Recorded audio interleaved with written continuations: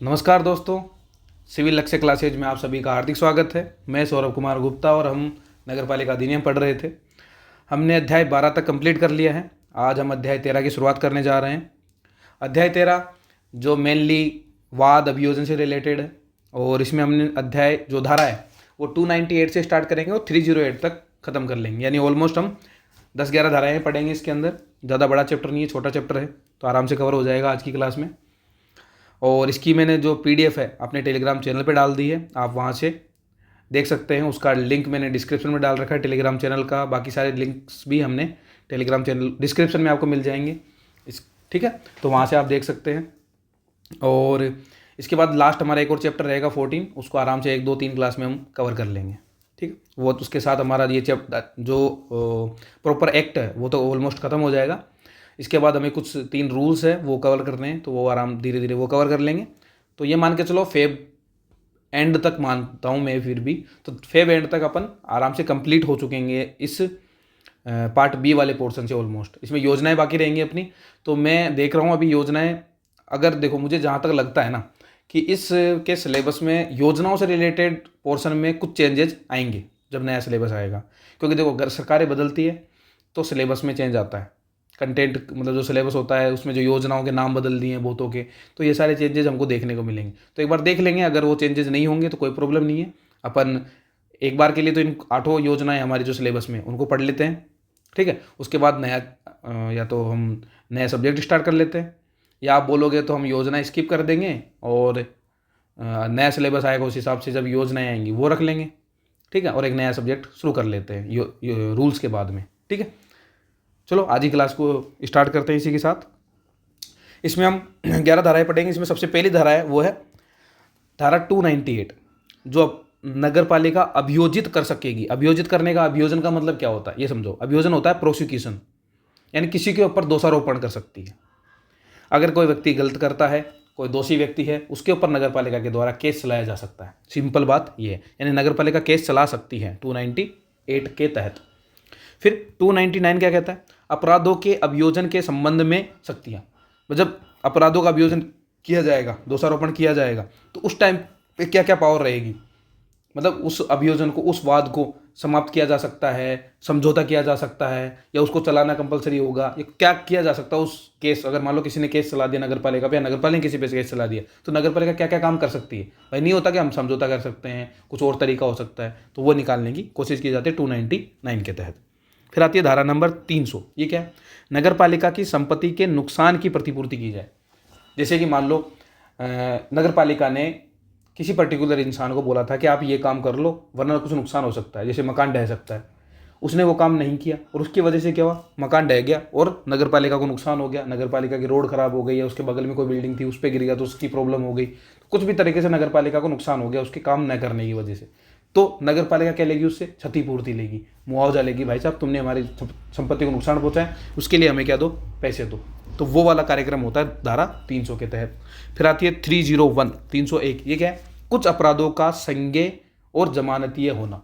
यानी कुछ अपराध ऐसे होंगे जिसको अपन क्या कर सकते हैं? संज्ञेय में या जमानतीय में घोषित कर सकते हैं। एक तो होता है जो नॉन बेएबल ऑफेंस होते हैं। नॉन बेएबल हो गया होता है बेएबल, बेलेबल और नॉन बेलेबल। बेलेबल यानी होता है जिस पे जमानत मिल जाती है, जिसके अपराध पर, जैसे मान लो कोई कठोर बड़ा अपराध नहीं किया तो आपको बेल दे दी जाती है जनरली। और आपने कोई कठोर अपराध किया, बड़ा अपराध किया, तो आपको बेल नहीं मिलती है उस काम के लिए, उस अपराध के तहत। तो जैसे टेररिज्म का कोई मामला है, ऐसा कुछ मामला है, तो वैसा है। तो जो अपराध संज्ञेय और नॉन बेलेबल है उनकी बात कहाँ की जा रही है? 301 में की जाती है। फिर आता है 302, 302। ये क्या है? प्रक्रिया त्रुटिपूर्ण होते हुए भी करस्तम विधिपूर्ण होगा। देखो करस्तम क्या होता है ये समझना है। करस्तम में मैंने आप शायद पहले भी आया है डिस्ट्रेस। डिस्ट्रेस क्या होता है? डिस्ट्रेस में 2 चीज़ें होती है। डिस्ट्रेस समझ बोल दो या करस्तम बोल दो, ये क्या होता क्या है ये समझो। देखो करस्तम में 2 चीज़ें होती है। एक तो ज़मीन को जब्त कर लेती है। अगर नगर पालिका को, समझो नगर पालिका को किसी इंसान से, किसी व्यक्ति से पैसे लेने हैं, किसी भी मामले में जुर्माना लेना हो, कोई भी पैसा है जो नगर पालिका को व्यक्ति से लेना था लेकिन वो दे नहीं रहा है, तो इस व्यक्ति की संपत्ति को क्या करती है नगर पालिका? सबसे पहले कुर्क कुर्क करती है। कुर्क यानी जब्त करती है, ठीक है। और एक कुर्की वाली लिस्ट के अंदर डाल लेती है, जब्त कर लेती है। और जब्त करने के बाद उसे क्या करती है? नीलाम करती है। तो इन दोनों को मिला के जब्त करना और नीलाम करने, इस टोटल प्रोसेस को करस्तम कहा जाता है। क्या कहा जाता है? करस्तम। आगे समझ में? तो ये करस्तम वर्ड आएगा, उसको समझ लेना है कि नगर पालिका को किसी से पैसे लेने हैं, उसने पैसे दिए नहीं तो उसकी जमीन को क्या करेंगे? जब्त करेंगे यानी कुर्क करेंगे और उसको नीलाम करेंगे यानी बेच देंगे। तो उसके बाद जो पैसा मिलेगा उससे अपना पैसे निकाल लेगी, बाकी पैसे उस बंदे को वापस दे देगी। तो इस प्रोसेस को कहते हैं करस्थम। ओके, ये होता है 302 के तहत। आगे भी आएगा, मैं आपको वहां नहीं समझाऊंगा, यहाँ समझा दिया है। 303 क्या कहता है? वाद द्वारा अनुकल्पित प्रक्रिया, यानी और कौन सी प्रोसेस हो सकती है वो इसके अंदर बताई गई है। 304 क्या है? नगर पालिका या उसके अधिकारियों के विरुद्ध वाद। अगर नगर पालिका के कर्मचारियों मतलब नगर पालिका के अधिकारी ने या किसी अध्यक्ष सदस्य ने कोई गलत काम किया है और उसके ऊपर केस लाना है, तो उसके लिए क्या प्रोसेस रहेगी, क्या प्रक्रिया रहेगी, उसकी बात की जाती है 304 में। फिर आती है धारा 305। ये क्या है?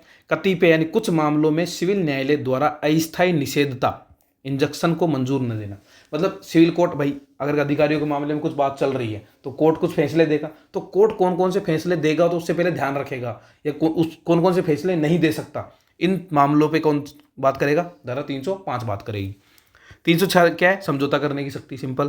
307 क्या है? नगर पालिका अभिलेख को साबित करने की रीति, यानी जो नगर पालिका अभिलेख यानी रिकॉर्ड, जो नगर पालिका के पास जितने भी रिकॉर्ड है उनका क्या प्रोसीजर रहता है, उनको कैसे देखा जाता है, उसकी बात 307 में है। 308 क्या है? दस्तावेज प्रस्तुत करने के लिए नगर पालिका के कर्मचारियों को समन करने पर प्रतिबंध। ये क्या है? तो इसको भी मैं आपको डिटेल में समझाऊंगा, थोड़ा ऊपर नीचे वाला मामला है, जब पूरा पढ़ेंगे तब समझ में आएगा। ठीक है, तो ये हमारे 308 तक की धाराएं होती है। चलो एक एक पढ़ते हैं, डिटेल में पढ़ते हैं बारीकी से एक एक को। सबसे पहले बात करते हैं हम 298 की। ये क्या है? नगर पालिका अभियोजित कर सकेगी। नगर पालिका में ये काम करता कौन है? तो मुख्य नगर पालिका अधिकारी यानी सीईओ साहब, CMO sorry, chief municipal officer के द्वारा अभियोजन यानी प्रोसिक्यूशन का काम किया जाता है। साथ में कुछ कार्रवाई करनी होती है, वो उसका ऑर्डर भी निकाला जाता है। तो प्रोसिक्यूशन यानी लोक न्यूसेंस या अधिनियम के तहत के अधीन जारी आदेशों का उल्लंघन करने पर अगर ऐसा कुछ करता है तो उसे 6 माह के करता है तो क्या किया जा सकता है? उसके ऊपर अभियोजन चलाया जा सकता है। यानी कोई व्यक्ति है जबरदस्ती न्यूसेंस पैदा कर रहा है, मैं न्यूसेंस आपको समझाता हूँ, कई बार आ चुका है। सिंपल एक ही बात, जिस किसी भी चीज़ से या हमारे जैसे मैंने कोई ऐसा काम कर रहा हूँ जिसकी वजह से सामने वाले को उसकी इंद्रियों को नेगेटिवली इंपैक्ट मिल रहा है, शारीरिक रूप से, मानसिक रूप से और कैसे भी इमोशनली नुकसान पहुंच रहा है, तो उन सब चीज़ों के लिए क्या किया जा सकता है? अभियोजन चलाया जा सकता है नगर पालिका के द्वारा। अधिनियम के अधीन कोई उल्लंघन कर रहा है, भाई एक्ट के तहत कोई रूल बनाया हुआ है, कोई प्रोविजन है, उसका उल्लंघन कर रहा है, तो उसके बिना पर नगर पालिका क्या कर सकती है? नगर पालिका की तरफ से कौन? सीएमओ साहब, याद रखना कौन? सीएमओ साहब क्या चला सकते हैं? अभियोजन चला सकते हैं, यानी वाद ला सकते हैं, उसके खिलाफ दोषारोपण किया जा सकता है। इसके अलावा अगर पेनल्टी की वसूली हेतु अगर किसी उसके व्यक्ति से पेनल्टी लेनी है उसकी वसूली के लिए, या अधिनियम के अधीन किसी उपविधि नियम के उपबंध का उल्लंघन करने पर क्या किया जाएगा? उसके ऊपर कार्रवाई की जाएगी। उसके ऊपर कार्रवाई का आदेश कौन निकालेगा? सीएमओ साहब निकालेगा। इन सब मामले में कार्रवाई करने में या फिर अभियोजन लाने में जो भी खर्चा होगा नगर पालिका का, वो सारा खर्चा कहाँ से उठाया जाएगा? नगर पालिका निधि से वो पैसा लिया जाएगा। ठीक है, अगर कोई भी अभियोजन चलाना है उसके लिए 2 कंडीशन है। कौन कौन सी है? एक तो अपराध होने के 6 माह के भीतर भीतर उसके ऊपर क्या लगाना है? अभियोजन चलाना होता है, उसके बाद नहीं कर सकते। मजिस्ट्रेट के सामने, और कैसे रखना होता है ये? मजिस्ट्रेट के सामने रखना होता है। किसके सामने रखना होता है ये अभियोजन? मजिस्ट्रेट के सामने रखना हुआ जरूरी होता है। फिर सीएमओ साहब क्या कर सकते हैं? सीएमओ साहब मजिस्ट्रेट को, अगर भाई ये पैसे वाला मामला है ना, उस मामले में अधिनियम के से परे, भाई अधिनियम में लिखा है कि ये जुर्माना देना है या ये पेनल्टी लगनी है, तो वो तो कोई प्रॉब्लम नहीं, वो तो ले ली जाएगी। लेकिन कोई मामला ऐसा आ गया जिसमें पेनल्टी का कोई प्रावधान अधिनियम में तो नहीं कर रखा, लेकिन वो मामला ऐसा उसमें पेनल्टी लगनी चाहिए या फिर उस पर जुर्माना लगना ही चाहिए, तो क्या किया जाएगा? तो क्या करता है नगर पालिका अधिकारी है जो सीएमओ साहब है, वो सीएमओ साहब मजिस्ट्रेट को एक क्या करते हैं? एक एप्लीकेशन लिख के देते हैं कि साहब हमारे एक्ट के तहत तो इसमें कोई जुर्माना या दंड नहीं है, लेकिन हमें लगता है इसके ऊपर कोई ना कोई जुर्माना या दंड लगना चाहिए, तो आप इसको आगे देखिए। ये भेज दिया जाता है मजिस्ट्रेट के साथ। मजिस्ट्रेट साहब क्या करेंगे? उसके लिए अगर मजिस्ट्रेट को लगता है सही है, ये जो दंड लगना चाहिए, पेनल्टी लगनी चाहिए, वो सही है, तो वो क्या करेंगे? वसूली का आदेश जारी कर देंगे कि भाई साहब ये जुर्माना लगना चाहिए और इतना लगना चाहिए, ये वसूली का ऑर्डर निकाल देते हैं। वसूली ऑर्डर निकलने के बाद दोषी व्यक्ति की जंगम या जो स्थावर संपत्ति है उसको विक्रय द्वारा उस जो पैसा है उसकी, अगर वो शांति से दे देता है जुर्माना तो ठीक है ही, अगर नहीं देता है तो दूसरे तरीके से यानी उसकी जमीन को कुर्क करके बेच के पैसे अपने वसूल करने होते हैं। तो ये होता है हमारा 298। ठीक है, आराम से समझो, एक बार वापस समझाता हूँ, बहुत बारीकी से सुनो। देखो सिंपल है, नगर पालिका को किसी व्यक्ति के ऊपर केस फाइल करना है, ठीक है। अगर उसने गलत किया तो केस फाइल करना है। केस फाइल करने है तो सबसे पहली कंडीशन तो ये है कि जब अपराध हुआ है उसके 6 महीने के भीतर भीतर उसे केस फाइल करना होगा। पहली बात तो ये। दूसरी बात, मजिस्ट्रेट के सामने वो केस चलाना पड़ता है।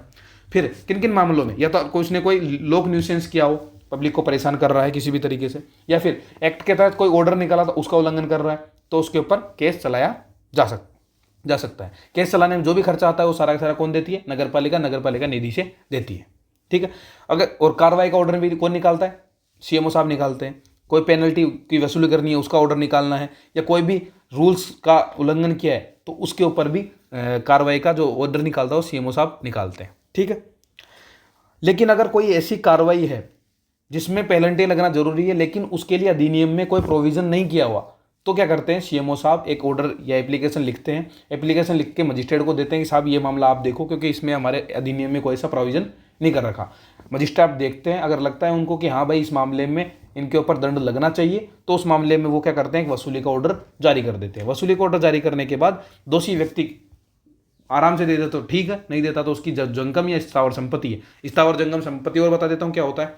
जंगम संपत्ति जो कि चलायमान होती है, जैसे कि गाड़ी, उसकी कोई ऐसी भी कोई भी चीज़ जो अस्थायी है। स्थायी जैसे कि उसका जमीन है, स्थावर संपत्ति में जमीन हो, या फिर कोई फ्लैट है, खेत की जमीन है, मकान है, तो ये स्थावर संपत्तियों में आता है, ठीक है। तो इनको बेचता है तो स्थावर संपत्ति। जंगम संपत्ति पेन पेंसिल कुछ भी दे, बड़ी भारी चीज़ मोबाइल, ऐसा कोई जंगम संपत्ति के अंदर आता है, तो उसके माध्यम से अपनी पैसों की वसूली कर सकते हैं, ठीक है। फिर आते हैं धारा 299, नेक्स्ट धारा।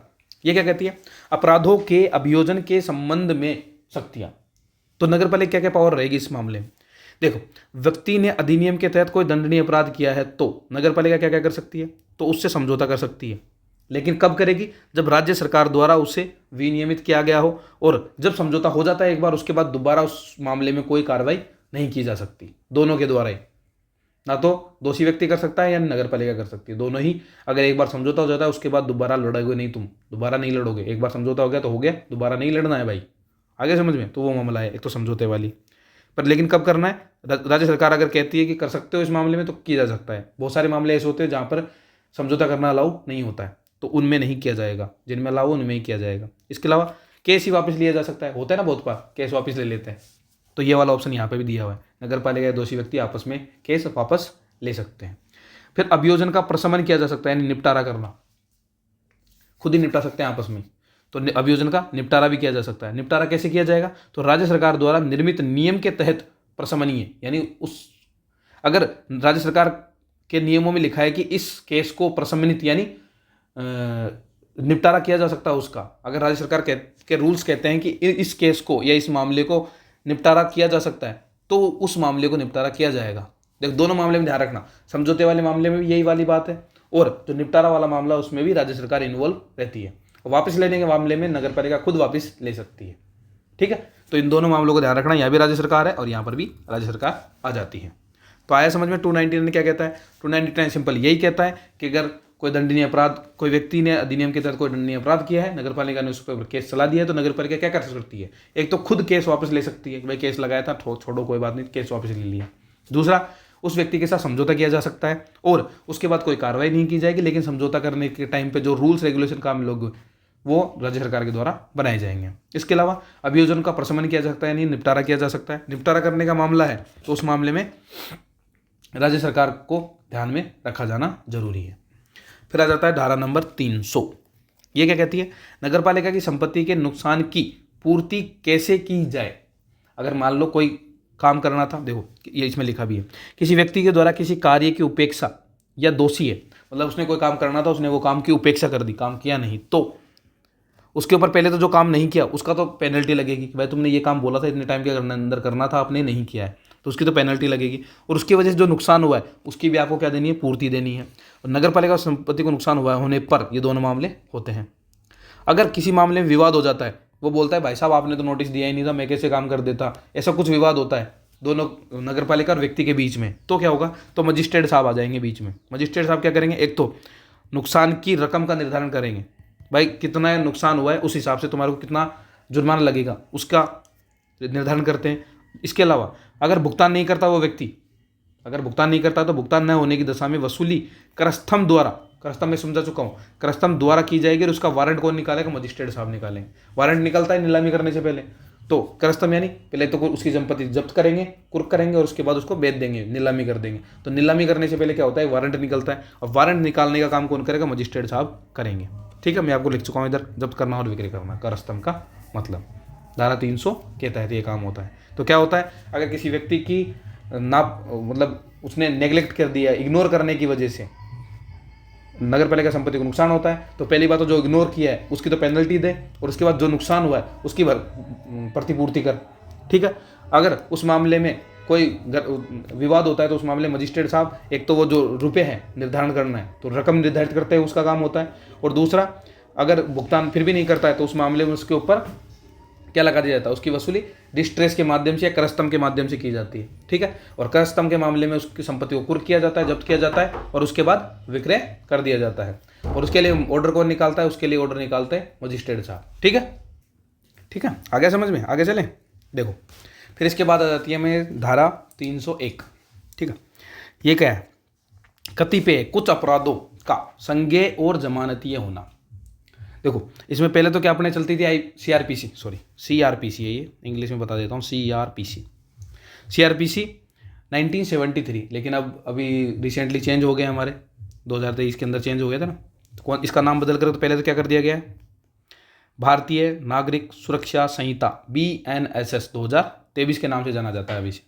और इसकी जो धाराएं हैं 167, 236, 245, 297 एक है बी, ये क्या हो गई? चेंज हो चुकी है, इनके जो नंबर है वो चेंज हो गए। कौन कौन से? देखो, जैसे 167 जिसमें क्या था? जांच 24 घंटे में पूरी होने की प्रक्रिया, इसको चेंज करके अब कर दिया है 187, तो अब 167 की जगह 187 याद रखना है। सेक्शन 236 ये कहता है पूर्व दोष सिद्धि का साक्ष्य, इसको बदलकर 259 कर दिया गया है, 259 कर दिया गया है।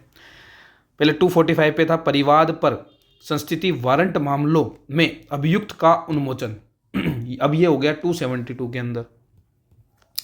और 297 जो कि सरकारी वैज्ञानिक विशेषज्ञों की रिपोर्ट के मामले में जो साक्ष्य के रूप में होती थी, उसे बदलकर 326 कर दिया गया, 326 कर दिया है। तो अब ये वाली धाराओं के नंबर याद रखने, मतलब अपने को पहले नंबर याद रखने होते थे। देखो, एक्ट के अंदर सिंपल नंबर लिखे हुए हैं, नाम लिखे हुए हैं, कोई डिटेल में इनकी चर्चा नहीं की हुई, क्योंकि अपने को नगर पालिका एक्ट पढ़ना है, सीआरपीसी या BNSS नहीं पढ़ना है, इसलिए अपने को इनके नंबर याद रखने। सिंपल 187 धारा नंबर 187, 259, 272, 326, पहले नंबर दूसरे थे, अब नंबर दूसरे, इसलिए तो सीआरपीसी की जगह नाम क्या रखना है? BNSS 2023 याद रखना है। और उसकी कौन कौन सी धाराएं? अब 187, 259, 272, 326, तो ये 4 धाराएं हमें मुंह से याद रख लेनी है, बिल्कुल ईजिली, कोई प्रॉब्लम नहीं होनी चाहिए। ठीक है, रटा एक तरह से रटनी है, इसमें कोई सॉल्यूशन नहीं है, रट लो आराम से, समझ लो। अगर पढ़ना भी है तो मैंने यहाँ पे गूगल से सर्च करके यहाँ पे आपको कट लगा दिया है, ताकि आपको समझने में थोड़ी ईजी रहेगा। ठीक है, और डिटेल में पढ़नी है तो आप एक एक को गूगल कर सकते हो, डिटेल में पढ़ लो अगर पढ़ने का मन है तो। वैसे ज़रूरत है नहीं इसकी, कोई पूछेगा नहीं, पूछेंगे भी तो ये नंबर पूछेंगे सिंपल, तो इनको देख लो, कर लेंगे काम खत्म। तो 301 क्या कहता है? कुछ अपराधों को संज्ञेय और जमानतीय माना गया है। कौन कौन से हैं? तो अगर वो धारा BNSS की धारा 187, 259, 272 और 326 है तो उनको ये मान लिया जाएगा। फिर आ जाते हैं धारा नंबर 302 पर। ये क्या है? प्रक्रिया त्रुटिपूर्ण होते हुए भी करस्थम विधिपूर्ण होगा। सिंपल है, अगर समन में जब भाई करस्थम करना होता है, यानी करस्थम मतलब कुर्क करना है संपत्ति को और फिर बेचना है, तो कुर्क करने से पहले उसको बताएंगे, उससे तेरी संपत्ति कुर्क करें, तो उसको क्या करेंगे? समन करेंगे, बताएंगे। फिर उसकी दोष सिद्धि को देखेंगे, फिर करस्थम के लिए वारंट जारी किया जाएगा, जो कौन करेगा? मजिस्ट्रेट साहब करते हैं। ठीक है, और करस्थम संबंधी जो अन्य कार्रवाई, अगर उनमें कोई भी त्रुटि हो जाती है छोटी मोटी, तो उसकी वजह से उसको जो पूरी प्रोसेस है उसको अविधिपूर्ण नहीं कर सकते आप। उसको ऐसा नहीं करस्तम हो गया, विक्रय हो गया, उसके बाद बोल रहे हो कि ये गलती कर दिया आपने, उसकी वजह से ये पूरा गलत हो जाएगा, ऐसा नहीं होगा। उसकी वजह से उसे गलत नहीं माना जाएगा पूरी प्रोसेस को। ठीक है, इसके अलावा जिसने करस्तम किया है प्राधिकृत अधिकारी, उसको अतिचारी, यानी उसको ऐसा नहीं कि तुमने भाई इस आदमी ने मेरी ज़मीन को हड़प लिया है, अतिक्रमण कर लिया है, ऐसा भी आप नहीं दोष लगा सकते उसके ऊपर। अगर कोई त्रुटि हो गई कि इसने जानबूझ के गलती की, जानबूझ के मेरी ज़मीन को छीन लिया, मेरी ज़मीन को छीन लिया, मेरी गाड़ी को छीन लिया, ये कर दिया, वो कर दिया, अगर ऐसा कुछ होता है तो उसकी कोई जिम्मेदार नहीं होती है, वो अतिक्रमणकारी नहीं कहलाएगा, अतिचारी नहीं कहलाएगा। जिस आदमी ने ये सारा, जिस अधिकारी ने ये काम किया है। ठीक है, तो ये दो चीज़ें हमें ध्यान रखनी है। क्या क्या, अगर पूरी प्रोसेस के अंदर छोटी मोटी गलती हो जाती है तो इसकी वजह से पूरी प्रोसेस को गलत साबित नहीं किया जाएगा, और जिसने ये पूरी प्रोसेस की है उसको अतिक्रमणकर्ता या अतिचारी नहीं माना जाएगा। सिंपल बात, 302 इतना ही कहता है। इसके ऊपर भी व्यथित व्यक्ति है, अगर किसी को लगता है फिर भी कि बहुत बड़ी गलती की है तो वो अपील कर सकता है, लेकिन कहाँ करेगा, सक्षम न्यायालय के अंदर जाएगा, अपील करेगा, और विशेष नुकसान है तो पूरा अनुशोष, पूरी रिलीफ प्राप्त कर सकता है। अगर सच में बड़ी वाली प्रॉब्लम हो गई है, कुछ मेजर प्रॉब्लम हुई है और व्यक्ति को लगता है कि बड़ी प्रॉब्लम है, मुझे अपील करनी चाहिए, तो अपील कहाँ करेगा, पहली बात तो कोर्ट में जाकर करने की, सिविल कोर्ट में, जो सक्षम सिविल कोर्ट है उसमें जाके कर सकता है। और साथ में उसको विशेष नुकसान हुआ है, कुछ स्पेशल नुकसान हुआ है उस मामले में, तो वो अपने क्या ले सकता है, रिलीफ ले सकता है, उसको रिलीफ दिया जा सकता है सरकार के द्वारा। ठीक है, तो ये सारे काम इसके तहत किए जाते हैं। किसके तहत, धारा 302 के तहत। फिर आ जाते हैं हम धारा नंबर 303। ये क्या कहता है, वाद द्वारा अनुकल्पित प्रक्रिया। ये क्या है, अगर कोई प्रतिकर है या व्यय है या प्रभार है या नुकसान है, उसकी वसूली करनी है नगर पालिका को, लेकिन वो कर नहीं पा रही है, तो पूरी नहीं कर पा रही है, या उसमें से आधी कर ली आधी रह गई, तो उस मामले में नगर पालिका क्या करेगी, तो नगर पालिका कोई चारा रहा नहीं है नगर पालिका के पास, नगर पालिका क्या करती है, उठती है, कोर्ट के पास जाती है कि भाई साहब इस आदमी के ऊपर केस लगा दो आप, तो हमसे तो इससे पैसे लिए नहीं जा रहे, पैसे दे नहीं रहा है किसी भी कंडीशन में, हमने तो इसके हाथ जोड़ी सब कुछ कर लिया है, और तरीके भी अपना लिए, लेकिन कर नहीं रहा है, तो आप संभालो इसको, आप इसको समझाओ। ठीक है, तो मतलब सीधी बात है, अगर कोई आदमी को जो वसूली कर पैसे लेने थे नगर पालिका को किसी आदमी से, अगर वो नगर पालिका उससे पैसे लेने में हार जाती है, परेशान हो जाती है, तो नगर पालिका के पास ऑप्शन होता है एक और, क्या कि उस आदमी के ऊपर केस लगा सकती है किसी भी कोर्ट के माध्यम से। ठीक है, तो वो बात इसमें 303 में कही गई है। फिर हम आ जाते हैं धारा नंबर 304 पर। यह क्या है, नगर पालिका या उसके अधिकारियों के विरुद्ध वाद। पहले बात तो अब चल रही थी कि अभी क्या बात चल रही थी, नगर पालिका केस ला रही है किसी आदमी पर। अब बात क्या हो रही है, व्यक्ति किसी नगर पालिका पर या नगर पालिका के अधिकारी पर केस ला रहा है, तो किसी नगर पालिका पर, नगर पालिका के अध्यक्ष, उपाध्यक्ष या सदस्य पर, नगर पालिका के अधिकारी या कर्मचारी पर केस लाना है, के विरुद्ध केस लाना है, उसकी पद या हैसियत से किए गए किसी कार्य के लिए, या उसके पद के लिए, तो कुछ जैसे उसने पर्सनली कोई गलती की है, जैसे उसे घर पे था, घर पे जाके किसी पड़ोसी के जाके भाटा मार दिया, तो वो पड़ोसी उसको व्यक्तिगत रूप से करेगा, उसके पद की वजह से थोड़ी ना उसके भाटा मार दिया, तो उसकी एज ए पोस्ट पर केस नहीं कर सकता, उस पर पर्सनल केस चलते हैं, फिर वो अलग है। लेकिन उसने पद पर रहते हुए ऐसा काम कर दिया कि वो पद ये हैसियत से गलत काम किया, जैसे वो अध्यक्ष है और उसने किसी के साथ ऐसे कर दिया कि उसका सही प्रोसीजर था लेकिन उस पर सही नहीं कर रहा है, वो भगा दिया, उसको फॉल्स घोषित कर दिया, उसके ऊपर जबरदस्ती जुर्माना लगा दिया, ऐसा कुछ कर दिया, तो उस पद के हिसाब से काम किया ना, पद का गलत इस्तेमाल करके उस आदमी को परेशान किया है, तो उस कंडीशन में उसके ऊपर केस लाया जा सकता है। केस कब लाओगे, जिस दिन ये कांड हुआ है उसके 6 महीने के भीतर केस लाना पड़ेगा। पहले भी यही पड़ा है, नगर पालिका को लाना होगा तब भी 6 महीने दिए गए, और इस व्यक्ति को लाना होगा तब भी 6 महीने ही दिए गए। लेकिन अगर छूट दी है कुछ मामलों में, क्या दी हुई है कि स्थावर संपत्ति की वसूली या हक की घोषणा संबंधी कोई कार्रवाई है, उस मामले में जो न्यायालय है वो कुछ छूट उसे प्रदान कर सकता है।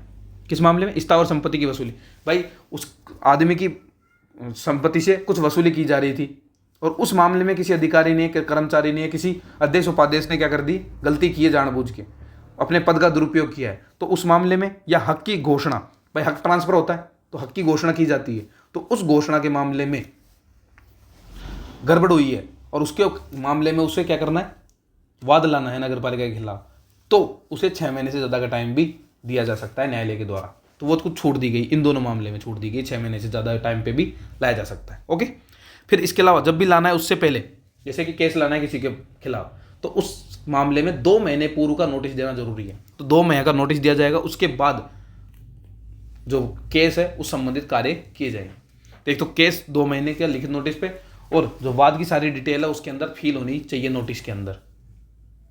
तो 2 महीने पहले तो नोटिस लाना है, नोटिस देना कंपलसरी होता है 2 महीने का, कि भाई आपके ऊपर ये वाला केस ला रहे हैं, केस में ये गड़बड़ की थी, उस भाई केस की सारी डिटेल उसके अंदर होनी चाहिए नोटिस के अंदर, तो वो बात इसके अंदर लिखी गई है। तो 304 बहुत अलग तरह का सा, एक बार वापिस समझाता हूँ, बहुत प्यार से सुनो, समझो, बिल्कुल कूल डाउन होके वापिस सुनो। देखो क्या है, किसी आदमी को नगर पालिका के खिलाफ केस लाना है, ठीक है, नगर पालिका हो, नगर पालिका का अध्यक्ष, उपाध्यक्ष, या किसी समिति का सदस्य, उप समिति का सदस्य, कुछ भी हो, और नगर पालिका का चाहे अधिकारी हो चाहे कर्मचारी हो, कुछ भी हो, उसके ऊपर केस लाना है। केस किस मामले में लाया जाएगा, उसने पद पे रहते हुए आपको गलत तरीके से परेशान किया है, तो ठीक है, कितने दिन के अंदर, 6 महीने के अंदर लाना है। लेकिन 2 मामले ऐसे हैं जब 6 महीने से ज़्यादा का टाइम दिया गया है, या तो उसकी स्थावर संपत्ति की आपने नीलामी की थी अपने पैसे वसूल करने के लिए, लेकिन गलत तरीके से की थी, तो उस मामले में कैसे किया जाएगा? उस मामले में 6 महीने से ज़्यादा का टाइम दिया जा सकता है। या उसने हक ट्रांसफ़र किया है अपना, जैसे कि कोई मर गया, उसने हक अपने बेटे को दिया है, तो वह हक ट्रांसफ़र है उस मामले में 6 महीने से ज़्यादा का टाइम दिया जाता है, क्योंकि ये प्रोसीजर ही बड़ी होती है, टाइम तो ऐसे निकल जाता है इसमें। इसलिए फिर अगर केस लाना है उसके खिलाफ तो 2 कंडीशन है। क्या क्या? पहली बात तो ये कि 2 महीने का उसे नोटिस दोगे आदमी को, और उस नोटिस के अंदर पूरे केस की पूरी डिटेल आपको देनी कि भाई आपके खिलाफ ये वाला ये केस लाना चाह रहा हूं मैं, और ये नोटिस है आपको, तो वो नोटिस का देखा जाएगा। तो ये 2 मामले कंपलसरी होते हैं। तो ये हो गए 304। अब बात करते हैं धारा नंबर 305 की। ये क्या है? कतिपय यानी कुछ मामलों में सिविल न्यायालय द्वारा अस्थायी निषेधता इंजंक्शन का मंजूर न किया जाना। ये क्या है? देखो, जब कोई केस लाया जाता है ना, तो मामलों में स्टे, एक तरह से निषेध आज्ञा को क्या मान लो तुम, स्टे नहीं लगा देती कोर्ट पे, कोर्ट किसी मामले में, किस मामले में स्टे लगा दिया गया है नगर कोर्ट के द्वारा, तो कौन कौन से मामले हैं जिसमें नगरपालिका स्टे नहीं लगा सकती, उनकी बात इसमें की गई है। कौन सी में? धारा 305 के अंदर इनकी बात की गई है। सिविल न्यायालय वाद के दौरान अस्थायी निषेधाज्ञा, देखिए ये ना अस्थायी निषेधाज्ञा, इसे तो बोलते हैं स्टे लगाना, या फिर अंतरिम आदेश, यानी अंतिम आदेश से पहले। अंतरिम आदेश क्या होता है? अंतिम आदेश देने से पहले जो बीच में जो दिया जाता है ना, भाई इस टाइम प्रोसीजर शुरू हुआ, प्रक्रिया शुरू हुई और ये अंतिम आदेश देना था, इससे बीच में एक और आदेश दे सकती है, तो वो अंतरिम आदेश नहीं देगी। कौन से मामले में? 2 मामलों में। कौन से मामले? 2 मामलों में। कौन से? नगरपालिका या उसकी समिति और समिति के अध्यक्ष, सदस्य, उपाध्यक्ष, अधिकारी या कर्मचारी है, और नगरपालिका वो न्यायालय को क्या लगता है कि उनका निर्वाचन या नियुक्ति सही तरीके से नहीं हुई, तो उनको अपने काम करने से रोक दिया जाए, उनकी शक्तियों का प्रयोग करने से वंचित नहीं किया जा सकता। वापिस समझाता हूँ, सुनो। ये समझो कि जैसे मैं नगरपालिका अधिकारी हूँ, ईओ बन गया, लेकिन मैंने मेरी जो प्रोसेस था अपॉइंट करने मामले में वो गलत था, तो न्यायपालिका क्या करती है कि उसे पता चला कि मेरी जो नियुक्ति की प्रोसेस है वो गलत है, तो इस वजह से मुझे मेरी पावर यूज करने से ही रोक दिया जाएगा न्यायालय के द्वारा। तो न्यायालय ऐसे मामले में स्टे लगा देगी ना, वंचित करके स्टे लगा दे, तो ऐसा नहीं कर सकती नगरपालिका जब तक कि केस चल रहा है। या ध्यान रखना, कब? जब केस चल रहा है, वाद के दौरान। वाद पूरा हो जाए उसके बाद तो किया जा सकता है ये काम, जब केस ऑन गोइंग है, चल रहा है, उस टाइम पे ये काम नहीं किया जाएगा। ये इंपॉर्टेंट है। फिर दूसरी बात, व्यक्ति को या नगरपालिका को या उसकी समिति को निर्वाचन कराने से नहीं रोका जाएगा। जैसे कोई व्यक्ति है, मैं नगरपालिका में चुनाव में खड़ा होना चाह रहा हूँ और मेरे ऊपर कोई केस चल रहा है, भाई मेरे ऊपर नगरपालिका, ये ऊपर वाला केस 304 वाला, वो केस मेरे ऊपर चल रहा है, प्रोसेस में अभी, तो ऐसा नहीं कि मेरे को चुनाव लड़ने से रोक दिया जाएगा एज ए उम्मीदवार, नहीं रोका जा सकता। या नगरपालिका पर केस चल रहा है और नगरपालिका के चुनाव का टाइम हो गया, भाई नगरपालिका के चुनाव का टाइम हो गया, तो भी भाई नगरपालिका चुनाव करवाएगी नहीं, तो ऐसा कोई भी केस, मतलब ऐसा कोई भी ऑर्डर नहीं निकाल सकती कौन? कोर्ट। और उसकी समिति का कोई निर्वाचन का मामला है, उसको समिति में कोई चुनाव होने, तो उन चुनावों को भी नहीं रोका जा सकता। समझना। देखो, ये बहुत छोटा चैप्टर है, लेकिन समझने के मामले में बहुत बड़ा है चैप्टर है। ठीक है, वापिस समझो, सुनो एक बार, वापिस सुनो। देखो ये क्या है कि ऊपर वाले मामले को 304 305 को एक साथ समझो। 304 क्या है कि किसी पर केस लाया गया है, अब ये इस व्यक्ति से रिलेटेड कोई काम चल रहा है 305 में, अब ये इस व्यक्ति के खिलाफ आप क्या क्या काम नहीं कर सकते। तो सिविल कोर्ट केस चल रहा है, प्रोसेस में है, के दौरान स्टे या अंतरिम आदेश नहीं देगी। किन किन मामलों में? पहला मामला कि नगरपालिका या उसकी समिति या उसका कोई भी बंदा है, अध्यक्ष हो, उपाध्यक्ष हो, कर्मचारी हो, अधिकारी हो, अगर पता चलता है कि उसके ऊपर केस चल रहा है और उसकी जो नियुक्ति हुई है वो गलत तरीके से हो गई है, तो उसको उसकी पावर को यूज करने से नहीं रोक सकते आप, पहली बात तो। दूसरी बात, अगर कोई व्यक्ति चुनाव में खड़ा होना चाहता है और नगर 304 के तहत उसके ऊपर केस चल रहा है, तो उसको चुनाव पर खड़े होने से आप रोक नहीं सकते नगरपालिका। या नगरपालिका चुनाव करा रही है और नगरपालिका ऊपर केस चल रहा है, नगरपालिका पर केस चल भी रहा है और वो चुनाव कराने का टाइम होगा, चुनाव करवाना है उसको, तो आप नगरपालिका को चुनाव करवाने से नहीं रोक सकते कोर्ट। आगे समझ में? तो 304 305 इस तरह से काम कर रहे हैं। ये हो गए 304 305। फिर आ जाता है 306। ये क्या कहता है? समझौता करने की शक्ति। नगरपालिका अधिनियम के तहत समझौता करेगी। सबसे पहली बात तो कोई भी समझौता करना होगा, एक्ट की प्रोसेस जो है उसके तहत ही समझौता होगा। अगर नगरपालिका के विरुद्ध केस लाया गया है, उस मामले में समझौता किया जा सकता है, और नगरपालिका द्वारा केस चलाया गया है तो भी समझौता, दोनों ही मामलों में समझौते किए जा सकते हैं। पहली बात तो ये है। फिर समझौते में अगर मान लो समझौतावार नगर पालिका को व्यक्ति को पैसे देना है, भाई नगर पालिका ने समझौता कर लिया, आदमी ने उसके ऊपर केस चलाया था, भाई नगर पालिका के ऊपर केस चलाया उसने आदमी ने, और नगर पालिका ने समझौता किया 50,000 रुपये में, 50,000 रुपये दे देंगे, केस को क्लोज कर लेते हैं, समझौता कर लेते हैं। समझौता किया और व्यक्ति को पैसे देने, अब व्यक्ति को पैसे कौन देगा? तो सिविल कार्रवाई में जो खर्चा होता है उसका, तो मतलब जो कोर्ट में पैसा लगा वो भी नगर पालिका निधि से उठता है, और जो समझौता हुआ उसमें जो पैसा देना है वो भी नगर पालिका निधि से दिया जाता है। इसके अलावा नगर पालिका इसके कर्मचारी अधिकारी में शक्तियों का प्रयोग किया, उसके जैसे व्यक्ति को जो नुकसान हुआ है, एक तरह से वो समझौते में जो पैसे देने वो भी नगर पालिका निधि से ही दिए जाएंगे। तो सिंपल बात है, कोई भी खर्चा होगा समझौते में जो पैसा देना हो, चाहे कोई भी पैसे देना हो, सारे के सारे पैसे कहाँ से उड़ेंगे? ही नगर पालिका निधि से सारे पैसे उड़ाए जाएंगे, लिए जाएंगे। ये 306। 307 की बात करते हैं, ये क्या है?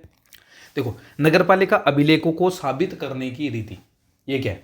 देखो, नगर पालिका जो भी कोई भी, देखो रसीद है या कोई भी एप्लीकेशन है, कोई नोटिस है, कोई आदेश की प्रतिलिपि है, नगर पालिका कोई का रजिस्टर है, नगर पालिका रजिस्टर होते हैं, या कोई भी नगर पालिका की एंट्री है, अगर वो किसी वेद अभिरक्षक मतलब कोई एक बंदा है, उसने उसके ऊपर काउंटर साइन किए हुए हैं या सील लगा के साइन किए हुए हैं, आगे समझ में? जैसे कोई रसीद है नगर पालिका की, उसमें क्या होता है, एक सील लगी होती है नगर पालिका की, उसके ऊपर एक आदमी साइन किया होता है, अधिकारी कर्मचारी, तो वो क्या हो जाएगा? वेद अभिरक्षक, जिसके साइन हो रखे।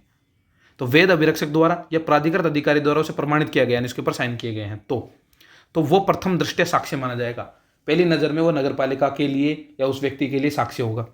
नगर पालिका उसे न्यायपालिका उसे एज ए प्रूफ लेगी और मूल दस्तावेज के रूप में वो काम करेगा, एज ए मूल दस्तावेज वो काम करेगा। तो क्या क्या बात है?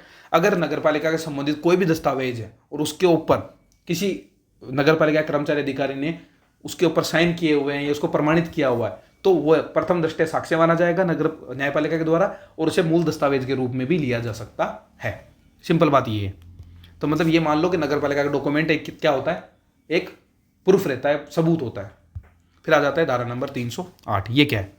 दस्तावेज प्रस्तुत करने के लिए नगर पालिका के कर्मचारी को समन करने पर प्रतिबंध, निर्बंधन। ये क्या है? कब तो निर्बंधित किया जा सकता है, कब निर्बंधित नहीं किया। निर्बंधित का मतलब जैसे कि न्यायपालिका को किसी केस में क्या चाहिए? डॉक्यूमेंट चाहिए। किसके चाहिए? नगर पालिका से। भाई नगर पालिका से न्यायपालिका को डॉक्यूमेंट चाहिए, लेकिन नगर पालिका कब डॉक्यूमेंट देगी और कब डॉक्यूमेंट तो देगी और कब डॉक्यूमेंट नहीं देगी, इसका पता कैसे लगाना है? डॉक्यूमेंट तब नहीं देगी जब नगर पालिका पक्षकार नहीं है। पक्षकार मतलब ना तो पक्ष में है ना विपक्ष में है। पक्ष में विपक्ष में मतलब ना तो नगर पालिका ने केस किया है किसी आदमी पर, ना नगर पालिका के ऊपर केस चल रहा है। दोनों ही कंडीशन में, या तो इसने केस किया है, इसने इसके ऊपर किया है, दोनों में से नगर पालिका कैसे न कैसे इन्वॉल्व हो रही है, तो उस मामले में तो क्या किया जा सकता है? डॉक्यूमेंट देने ही देने होते हैं फिर तो। लेकिन अगर वो पक्षकार नहीं है तो नहीं देगी। लेकिन न्यायपालिका ने स्पेशल ऑर्डर निकाल दिया कि देने ही भाई साहब, आपको ज़्यादा चूचा नहीं करना है, देने, तो फिर बेचारे को देने पड़ेंगे। सिंपल बात है, आगे समझ में?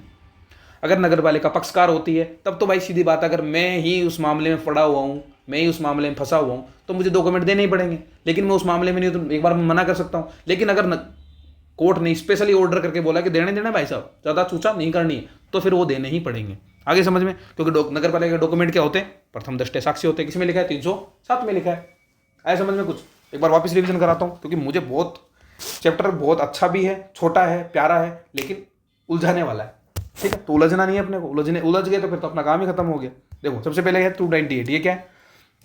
नगर पालिका क्या ला सकती है? केस ला सकती है। लाएगा कौन? नगर पालिका की तरफ से सीएमओ साहब लेके आते हैं।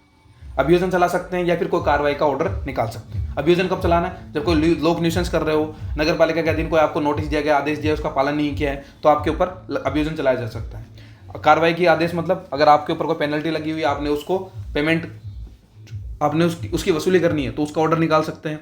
या अधिनियम के तहत कोई नियम वगैरह का आपको उल्लंघन किया है, तो उसके तहत आपके ऊपर कार्रवाई का ऑर्डर निकाला जा सकता है। इस कार्रवाई के दौरान या अभियोजन में जो भी खर्चा आता है वो नगर पालिका निधि से लिया जाता है। और अभियोजन चलाना है तो अपराध होने के 6 महीने के भीतर चलाना होता है, मजिस्ट्रेट के सामने चलाना होता है। अगर अधिनियम में किसी मामले को लेकर कोई जुर्माना या पेनल्टी का, दंड का मामला लिखा हुआ नहीं है, प्रावधान नहीं किया हुआ, तो सीएमओ साहब क्या करते हैं? एक आवेदन करेंगे मजिस्ट्रेट साहब को कि मामला आप देखिए, इसमें पेनल्टी लगनी चाहिए मेरे हिसाब से, तो आप चेक कर लो। उन्हें लगता है कि हाँ लगनी चाहिए, तो वसूली का ऑर्डर निकाल देते हैं। और अगर वो दे देता है शांति से तो ठीक है, नहीं देता है तो उसकी स्थावर या जंगम संपत्ति को कुर्क करके बेच के हम पैसे ले लेंगे, बात खत्म। 299 क्या कहता है? अपराधों के अभियोजन के संबंध में शक्तियां। ये क्या है? नगर पालिका क्या कर सकती है? अगर मतलब कोई व्यक्ति अधिनियम के तहत दंडनीय अपराध किया हुआ है और नगर पालिका उसके साथ क्या क्या कर सकती है? एक तो उसके साथ समझौता कर सकती है राज्य सरकार के नियमों के अनुसार। दूसरी बात, उस केस को वापस ले सकती है। या फिर तीसरी बात, जो केस है उसको निपटा सकती है। और निपटारा कैसे करना है? तो राज्य सरकार ही बताएगी, उस हिसाब से निपटारा कर देना है। फिर धारा 300 में आ जाता है क्या? राज्य सरकार की संपत्ति है, अगर उसको नुकसान पहुंचता है तो उसका पैसा कैसे वसूल करोगे आप? अगर कोई आदमी है, उसको नगर पालिका नोटिस देता है भाई साहब ये काम कर लो वरना हमारी संपत्ति को नुकसान हो जाएगा, लेकिन उसने वो काम नहीं किया, उसकी वजह से नगर पालिका संपत्ति को नुकसान हो गया, तो पहली बात तो जो काम करना था वो नहीं किया, नोटिस का पालन नहीं किया, तो उसकी तो आप पेनल्टी दो। इसके बाद जो नुकसान हो वो पैसे दो हमको, दोनों काम करने होंगे।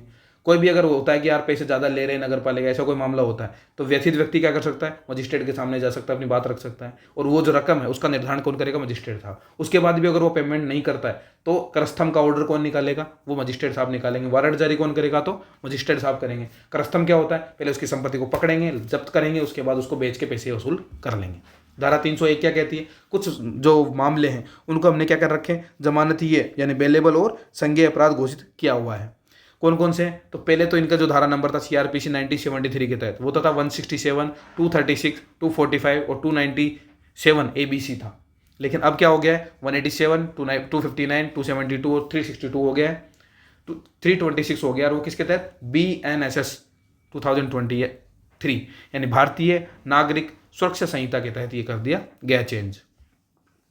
फिर धारा 302 क्या है? प्रक्रिया त्रुटिपूर्ण होते हुए भी डिस्ट्रेस है उसको विधिपूर्ण माना जाएगा, यानी छोटी मोटी प्रोसेस में कोई गड़बड़ हो गई तो उसकी वजह से ऐसा नहीं है कि उस पूरी प्रोसेस को गलत मान लिया जाएगा, अविधिपूर्ण मान लिया जाएगा, ऐसा नहीं होगा। नहीं, जिस व्यक्ति ने पूरी प्रोसेस की है उसको अतिचारी समझा जाएगा, यानी अतिक्रमण करने वाला व्यक्ति समझा जाएगा। अगर फिर भी व्यक्ति को लगता है कि बहुत बड़ी प्रॉब्लम है तो वो इसके लिए अपील कर सकता है। कहाँ करेगा? मजिस्ट्रेट के सामने, सक्षम न्यायालय के सामने करेंगे। और उसके लिए विशेष, अगर उसको कोई विशेष नुकसान हुआ है तो उसके बदले में उसे रिलीफ दिया जाएगा, उसके कुछ छूट दे दी जा सकती है। फिर धारा 303 क्या कहती है? वाद द्वारा अनुकल्पित प्रक्रिया, अल्टरनेटिव प्रोसेस क्या हो सकती है? तो अगर पूरा काम कर लिया हमने, कोई भी वसूली करनी थी लेकिन वो वसूली नगर पालिका कर ही नहीं पा रही उस व्यक्ति से, तो नगर पालिका क्या कर सकती है? उस व्यक्ति के खिलाफ सक्षम न्यायालय के अंदर कोर्ट केस लगा सकती है, उसके ऊपर केस चला सकती है। ठीक है। फिर आ जाती है धारा नंबर 304। ये क्या है? नगर पालिका या उसके अधिकारियों के विरुद्ध वाद, या नगर पालिका हो चाहे उसके अध्यक्ष उपाध्यक्ष या सदस्य हों या अधिकारी कर्मचारी, उसके के पद के पर रहते हुए उसने कोई गलत काम किया है तो उस मामले में उसके ऊपर केस चलाया जा सकता है। 6 महीने के भीतर चलाना होगा। और कुछ मामलों में छूट दी गई, जैसे कि स्थावर संपत्ति की वसूली के या फिर हक की घोषणा संबंधित कार्रवाई चल रही है तो उस मामले में 6 महीने ज़्यादा का टाइम दिया जा सकता है। 2 महीने पहले नोटिस देना जरूरी है और नोटिस में केस की पूरी डिटेल होना जरूरी है। फिर आ जाती है धारा 305। ये क्या कहती है? तो कुछ मामलों में कोर्ट है उसको स्टे लगाने की या अंतरिम आदेश जारी करने की शक्ति नहीं होगी। कौन कौन से मामले में? यदि व्यक्ति की नियुक्ति या निर्वाचन सही तरीके से नहीं हुआ तो ऐसे मामले में उसको उसकी शक्तियों का यूज करने से नहीं रोका जाएगा। इसके अलावा अगर उसके ऊपर केस चल रहा है नगर पालिका पे केस चल रहा है तो नगर पालिका को ऐसे नहीं कि आप चुनाव करवाने से रोक पाओगे या स्टे लगा कर, तो ऐसा नहीं कर सकते आप। ठीक है। या किसी उम्मीदवार को चुनाव लड़ने से भी नहीं रोक पाओगे इस मामले में। ठीक है।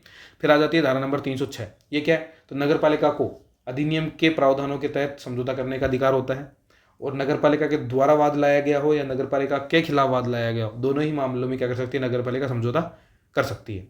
इसके अलावा जो प्रोसेस है उसके अंदर जो भी खर्चा आता है नगर पालिका निधि से लिया जाता है। और समझौते के तहत जो उसको भाई किसी को नुकसान हुआ है नगर पालिका की वजह से तो समझौता करेगी, समझौते करने के लिए उसको पैसे देने पड़ेंगे, तो वो पैसा भी नगर पालिका निधि से ही दिया जाएगा। ठीक है।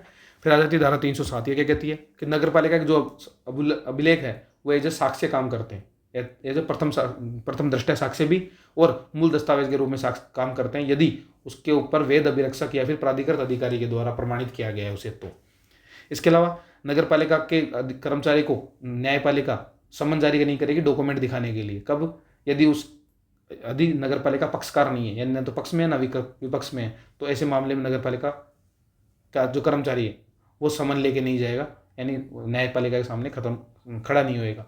लेकिन अगर कोर्ट के द्वारा स्पेशली ऑर्डर कर दिया गया है नगर पालिका को कि भाई साहब आपको ये काम करना ही पड़ेगा, तो नगर पालिका चूचा नहीं करेगी और कहाँ करेगी? डॉक्यूमेंट लाकर देगी।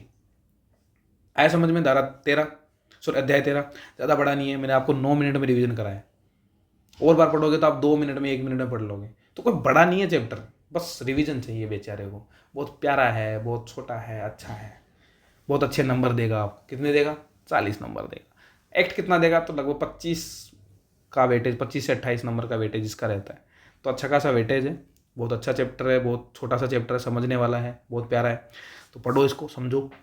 थोड़ा मोड़ा जो डाउट है वो कमेंट सेक्शन में लिखो, मैं ज़रूर पढ़ूंगा उसका, मैं यार कमेंट का जवाब देता हूँ, आपको पता ही है, क्योंकि होता ही इतने से बेचारे। इसलिए इसको ज़्यादा से ज़्यादा शेयर भी करो, लोगों तक पहुँचाओ कि अच्छा कंटेंट मिल रहा है। तो आप पढ़िए जहाँ से, और फिर मिलते हैं अगली क्लास में। तो अपना जोश बनाए रखें, पढ़ाई को कंटिन्यू रखें, लो फील ना करें, आराम से पढ़ते रहे, चिल होके। अगर लगे कि हाँ यार आज ज़्यादा पढ़ लिया तो बाहर जाए, थोड़ा घूमें, चाय वाय पिए, वापस आए, फिर बैठ जाए। और ज़्यादा ही फील हो कि यार नहीं यार तो पढ़ने का मन ही नहीं है, तो घर वालों की तरफ देखें, बहुत आशाओं के साथ आपको भेजा हुआ है, बहुत सारी प्रॉब्लम्स झेलते हैं वो। उनकी आंखों में एक चमक रहती है कि हाँ मेरा बेटा मेरी बेटी ऑफिसर बनेंगे, अधिकारी बनेंगे, कर्मचारी बनेंगे, तो हमारी ज़िंदगी थोड़ी आसान होगी। RGHS का फ़ायदा मिलेगा यार, सोच के देखो कितनी बड़ी चीज़ होती है। अगर किसी घर में प्रॉब्लम्स होती है तो बहुत ज़्यादा हेल्प होती है। बहुत सारी ऐसी अनचाही चीज़ें मिल जाती है, आपको पता ही नहीं होता कि जॉब लगने के बाद क्या क्या मिलता है। तो प्लीज़ करें, तैयारी करें, बहुत कुछ मिलता है। इस मोटिवेशन के साथ पढ़ो, खुद के लिए भी सेल्फिश होकर भी पढ़ सकते हो, किसी पर्टिकुलर इंसान के लिए, फैमिली के लिए, अपने अच्छे फ्यूचर के लिए। बहुत सारे मोटिवेशन है, और सेल्फ मोटिवेशन है। देखो किसी और से मोटिवेशन लेने की मुझे नहीं लगता ज़रूरत पड़ती है। अगर आप सेल्फ मोटिवेशन में हो, डिसिप्लिन में हो, बहुत इंपॉर्टेंट चीज़ है डिसिप्लिन। क्योंकि देखो बाहर बहुत डिस्ट्रैक्शन है, मैं मना नहीं करता, पर अगर वो डिस्ट्रैक्शन आपको इफेक्ट बहुत कम कर रहे हैं, देखो ऐसा नहीं बोलूँगा इफेक्ट करेंगे ही नहीं, क्योंकि देखो सबका एक टाइम है, सबको कोई ना कोई चीज़ें इफेक्ट करती है। लेकिन आप अपने आप को जितना तटस्थ रख पाओ उन चीज़ों से, उतना ही बेहतर रहता है। तो कोशिश करें उन चीज़ों से दूर रहने की, अपना फोकस बनाए रखने की स्टडी के ऊपर, उस पर कंटिन्यू रहने की। थोड़ा बहुत लगे कि हाँ आज लो फील हो रहा है तो बाहर जाएं, घूमें थोड़ा, फिर वापस आके अपने वही रूटीन में बैठ जाएं।